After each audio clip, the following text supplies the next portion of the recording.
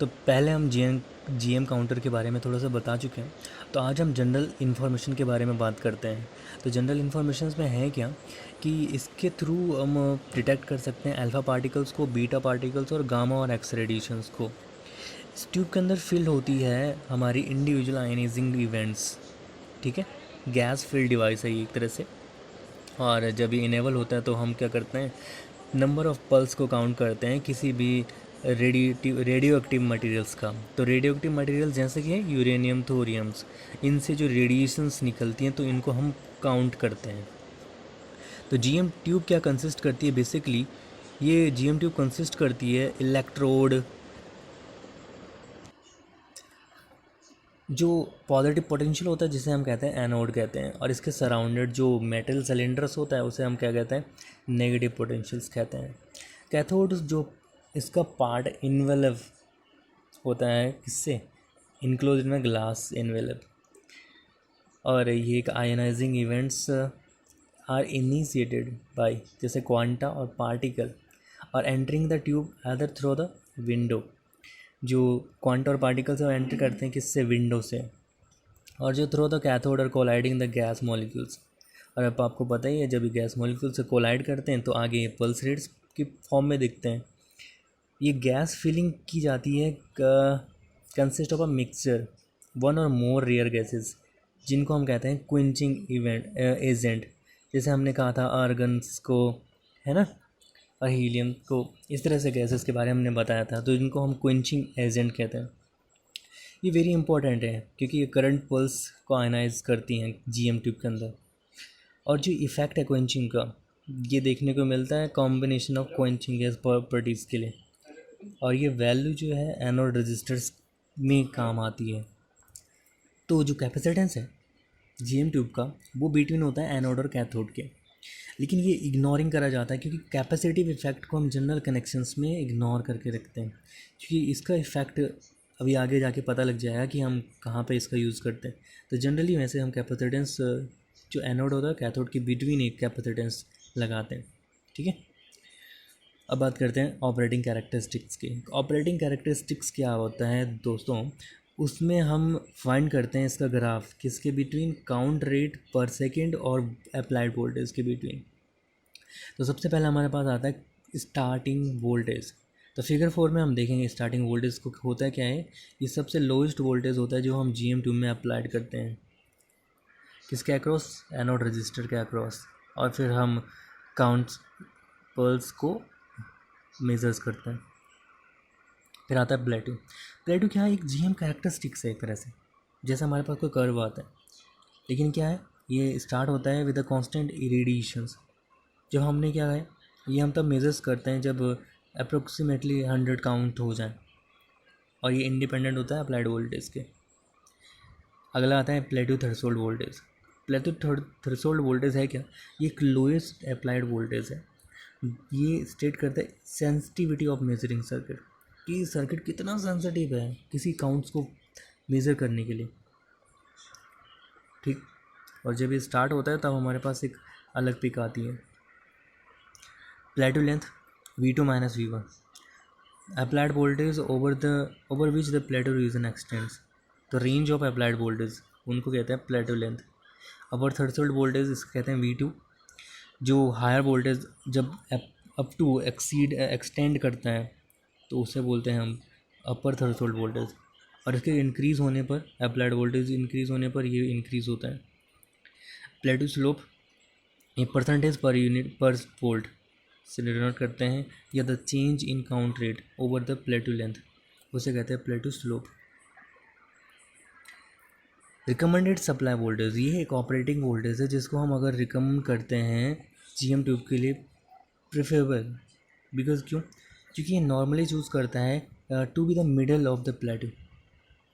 Operating voltage क्या है, middle choose करता है। जैसे मिडिल वैल्यू, हमारे पास बहुत सारा डाटा आ गया तो हम उसके सबसे जो जहाँ पे जो सबसे मिडिल वैल्यू होगी, जैसे हमारे पास 9 क्या आई हमारे पास पल्स रेट्स आई अलग अलग वोल्टेज के लिए, तो 9 में से उनका मिडिल क्या होगा 5, तो 5 वाले को हम मानेंगे ऑपरेटिंग वोल्टेज मानेंगे 5 वाले को। ठीक है, अगला हम बात करते हैं बैकग्राउंड की। तो बैकग्राउंड में वो क्या है, क्योंकि देखो आप अब जब रेडिएशन सोर्स नहीं रखा है तो आपको पता होना चाहिए कि जिस रूम में हम एक्सपेरिमेंट कर रहे हैं तो वहाँ पर भी कुछ रेडिएशंस मौजूद होती हैं, तो उन रेडिएशंस को भी तो हम काउंट करने करेंगे, तभी तो हम एरर्स होने से बचेगा हमारा एक्सपेरिमेंट। तो उन्हें कहते हैं बैकग्राउंड्स, ठीक है। इनको भी जैसे कॉस्मिक रेस होती हैं, यानी एक्टिव सोर्सेज होते हैं एक्सपेरिमेंटल रूम में, तो उन्हें कहते हैं बैकग्राउंड्स।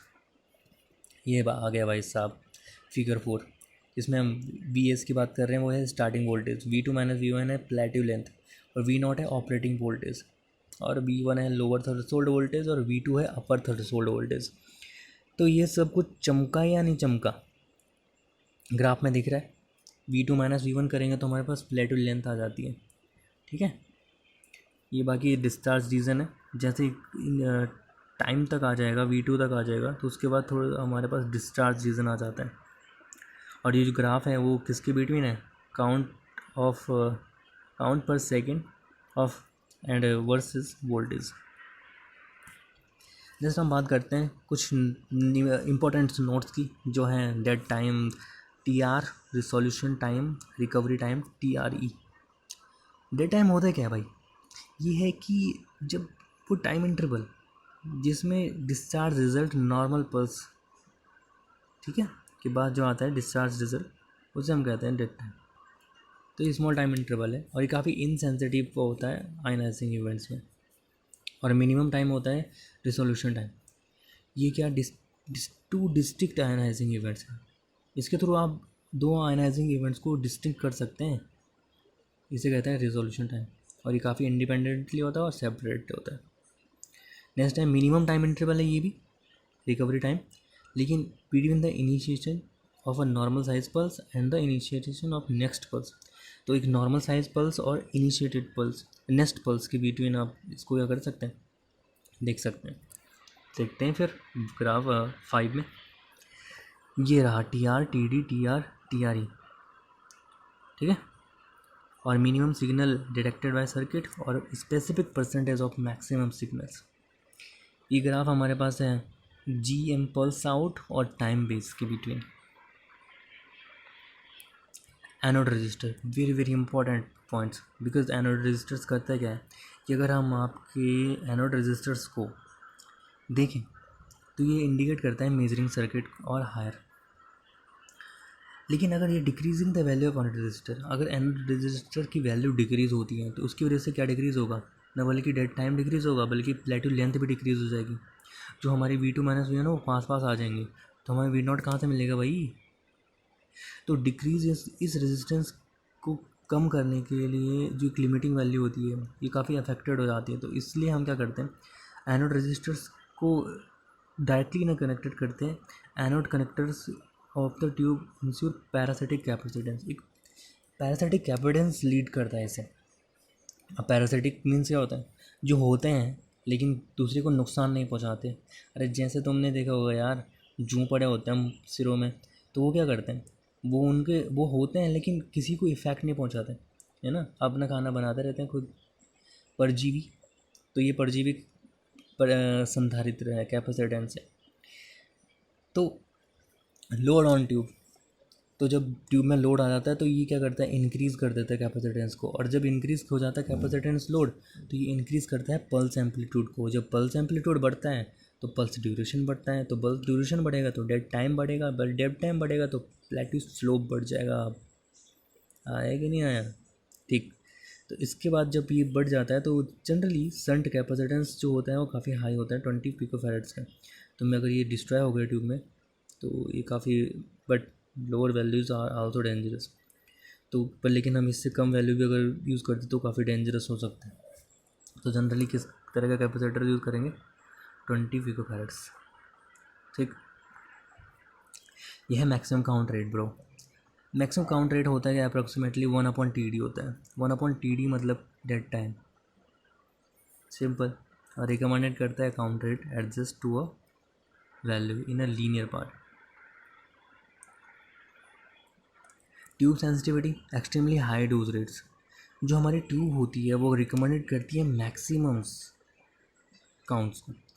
तो अगर number of counts pulse per second maximum है तो डेड टाइम भी मैक्सिमम होगा, limited by its dead time. तो सर्किट इन विच इनकॉर्पोरेटेड, तो सर्किट तो इनकॉर्पोरेट करेगा। तो characteristic of specific circuit is indicated counting rate में fall appreciably even in zero, even to zero भी हो सकता है। तो अगर 10 टाइम्स मैक्सिमम हो रही है विंडो ट्यूब्स को यूज़ करेंगे, अगर 100 टाइम्स मैक्सिमम हो रही है तो सिलेंडर ट्यूब यूज़ करेंगे। तो ये सेंसिटिविटी है हाई डोज रेट्स की, कि कौन सी ट्यूब यूज़ करनी है और कौन सी नहीं। तो 10 टाइम्स होगा तो विंडो ट्यूब, 100 टाइम्स होगा तो cylinder tubes. Dead time losses, देखो डेड टाइम्स क्या है, आफ्टर एवरी पल्स होता क्या है, जो सेंसिटिविटी ड्यूरिंग्स, ठीक है, temporarily insensitive during a period is known as the dead time.